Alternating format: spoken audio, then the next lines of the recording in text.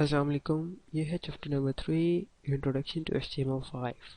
इसके अंदर हम लोग सीखेंगे कि HTML5 की प्रेजेंटेशंस कैसे होती हैं, इसके अंदर टैग्स और एलिमेंट्स कैसे होते हैं, या उसके अंदर हम लोग फॉर्म को कैसे यूज़ कर सकते हैं। इसके अंदर थोड़े सारे न्यू फीचर्स हैं रेदर देन HTML4 के। उसके अंदर थोड़े से कम फीचर्स है, इसके अंदर HTML5 में थोड़े ज़्यादा फीचर्स आ गए हैं।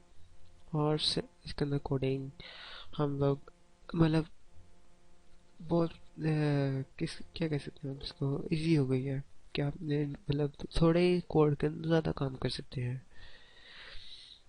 यहाँ पे है what is HTML5। HTML5 will be the new standard.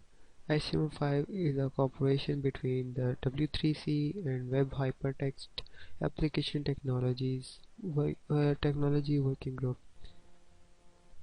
जो कि इसकी एब्रिविएशन भी आगे लिखी है। HTML5 offers a great new feature that will make the web more dynamic. जैसे कि आपको मैं पहले बता चुका हूँ कि हम लोग जो मैं कि थोड़ी सी बात इसके अंदर न्यू फीचर्स हैं जो कि थोड़े छोटे से कोड के अंदर ज़्यादा काम कर देगा। और आते हैं new features. This set of tags such as header and section. इसके अंदर जैसे हेडर का टैग और सेक्शन का टैग भी आ गया है। जैसे हम लोग आईडीज के साथ यूज़ करते थे हेडर, तो वो अब हम लोग हेडर मतलब टैग के थ्रू इस्तेमाल कर सकते हैं। सेक्शन आ गए हैं, सेक्शन जिसको आप कह सकते हैं कि जब हम लोग डिव्स बनाते थे उसकी जगह उसको हम लोग सेक्शंस के साथ भी बना सकते हैं। आ गए हैं canvas elements for 2D drawing. Canvas का टैग है जो कि 2 डायमेंशनल ड्राइंग भी क्रिएट कर सकते हैं। Local storage, new form controls like calendar, date and time. हम लोग इसके फॉर्म कंट्रोल्स कि हम लोग कैलेंडर, डेट एंड टाइम भी हम लोग इसके ऊपर शो करवा सकते हैं। न्यू मीडिया फंक्शनैलिटी के मीडिया की फंक्शनैलिटी होगी है, जियो लोकेशन और इस टाइप की चीज़ें। HTML browser support. HTML is not an official standard yet, and not all browsers support HTML5, or at least some of the features of HTML5. इसका मतलब ये है कि हर ब्राउज़र HTML5 को सपोर्ट नहीं करता।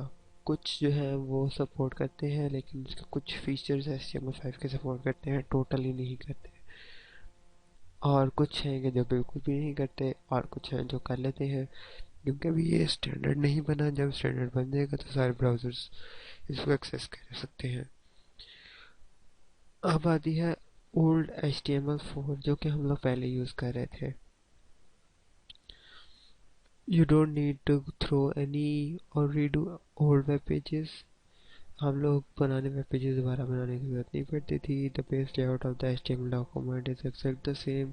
जैसा हम लोगों ने वही जैसा लेआउट हम लोग यूज़ करते थे, HTML का कोड स्टार्ट एंड उसके अंदर हेडर वगैरह, हेडर स्टार्ट बॉडी और इस टाइप की चीज़ें। अब expanding HTML. One of the biggest reasons of the HTML5 is to prevent users from needing the downloading and install multiple plugins such as Flash और HTML5 में हम लोग बैनर्स वगैरह के ऊपर स्लाइड्स या फ्लैश वगैरह जो फ्लैश फाइल्स यूज़ करते थे वो हमें यूज़ करने की ज़रूरत नहीं पड़ेगी। हमें HTML5 CSS या जावास्क्रिप्ट के थ्रू इसको बना सकते हैं।